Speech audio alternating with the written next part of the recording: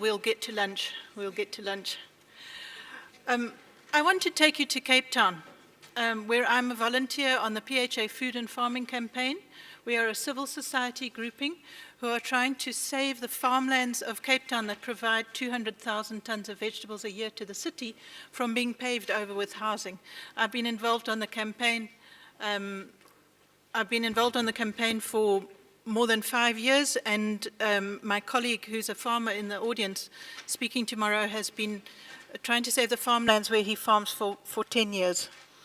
So come with me to Cape Town and this beautiful area, the Philippi horticultural area. You can see the location there. It's in the middle of the Cape Flats. And the most important part about this area is that all of the food there is grown because there's an aquifer underneath the farmlands. Now that aquifer, the area of the farmlands is the primary recharge zone of that aquifer. The whole area around the Philippi horticultural area is urban development, and there's nowhere else for that aquifer to be recharged. And so it will be an absolute disaster if the last aquifer recharge zone gets paved over, and this is very important during this time in Cape Town where we are entering our 4th year of drought. And so here we go, this is who we are, and then I'll give you some comments on the lessons learned by the campaign.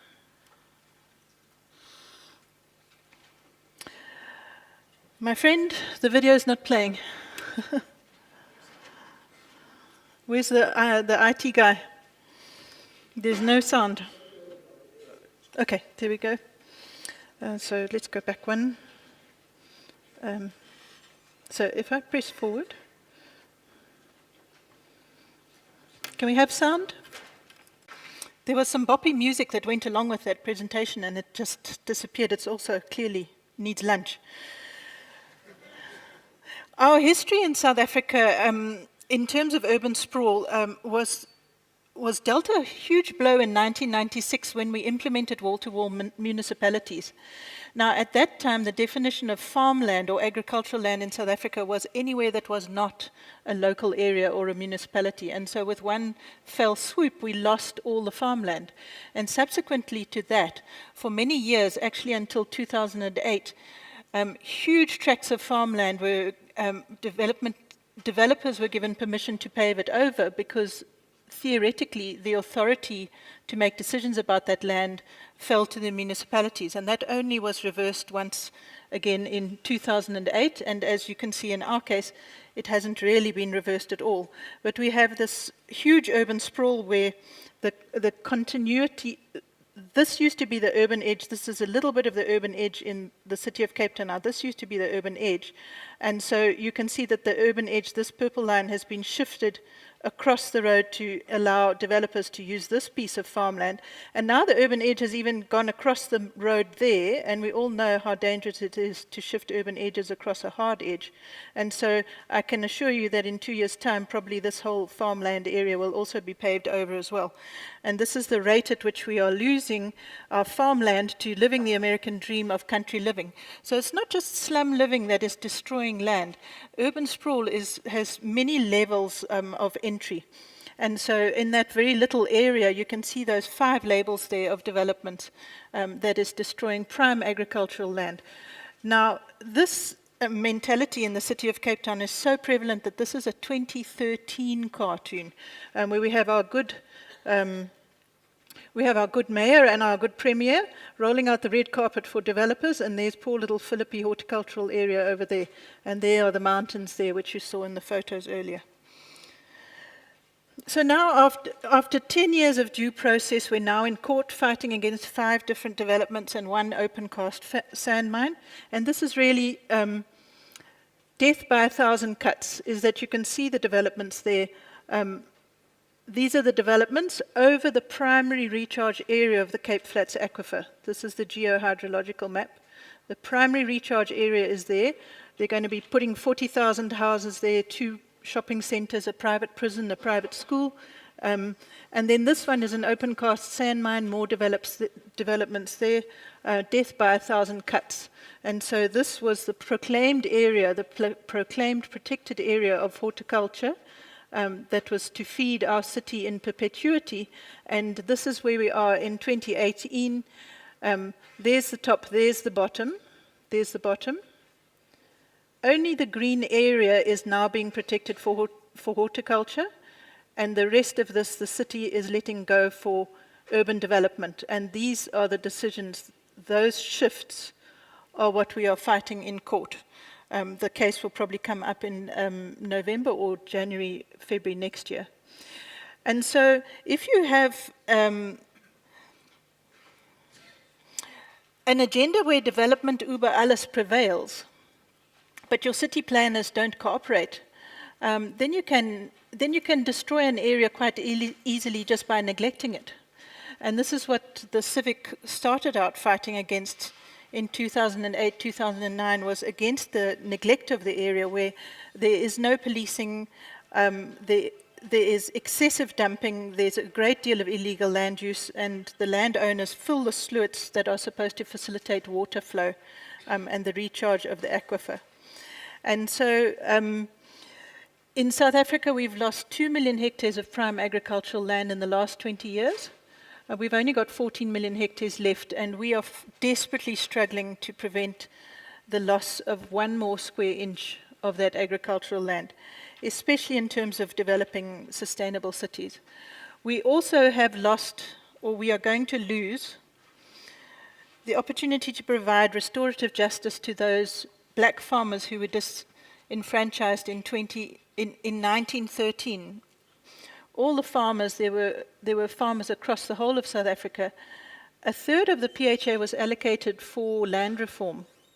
And we should be putting small-scale farmers onto the land of the PHA, and that is the land which is going to be sterilized for housing, and we are fighting against that. We'll lose a sustainable water source, and we'll also lose the chance for agrarian reform and water-friendly farming systems. The biggest loss there is the carbon sink value of the PHA. We actually crunched the numbers. A small horticultural area like that could actually sink between 1/5 and 1/3 of your city's carbon emissions just by farming agroecologically.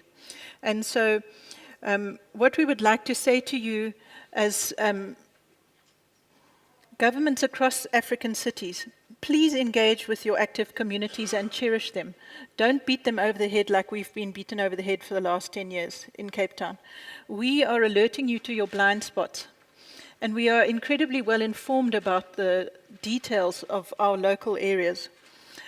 So use your consultants not to replace us, but use your consultants to translate what we are trying to say into the language that you use in your spatial development frameworks, the language that you use in your IDPs. And let's facilitate a way forward where we can work in teams. Don't count on developers to lead in terms of economic development. They will not provide you with cities that will last in 20 years' time. You will not have an inch left of land to feed your people. The city of Cape Town has got 10,000 hectares of developable land inside the urban edge and not on this rural farmland. And we're saying, please use the non-prime agricultural land to build on first. We've got plenty of legal frameworks which can be used to protect the agricultural land. One of the best documents that we've got, and as a city you should look into getting a version of this drawn up for you. The Food System and Food Security Study for the City of Cape Town details exactly what the local government duties would be to secure food security for your city. And it's one of our best documents. It's available online, and I'll give it to the organizers to post for us. Give yourself a rural development plan. This sounds counterintuitive, but when we have soil workshops on the farm, we have kids who have come from the rural areas to come and look for work in the city of Cape Town. And when they've sat through our workshops and realized that they can actually go home with these skills and redevelop the farmland that they've come from and redevelop ways to use water that's sustainable, then they want to go back and farm. So utilize that. Have a rural development plan. And the last most important thing is to have a commissioner for the environment who will overcome the fact that everybody in cities works in silos. This has been our biggest challenge. How is it that we have to fight 12 different development decisions in court? We're a community-based organization. We don't have a cent, but we have to find R1 million to go and buy our democratic rights to be heard. And so if you have a commissioner for the environment, they see the big picture.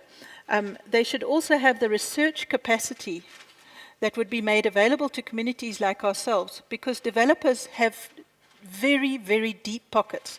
They present authorities with incredibly professional-looking environmental impact assessment elements, and it needs to be countered by reality.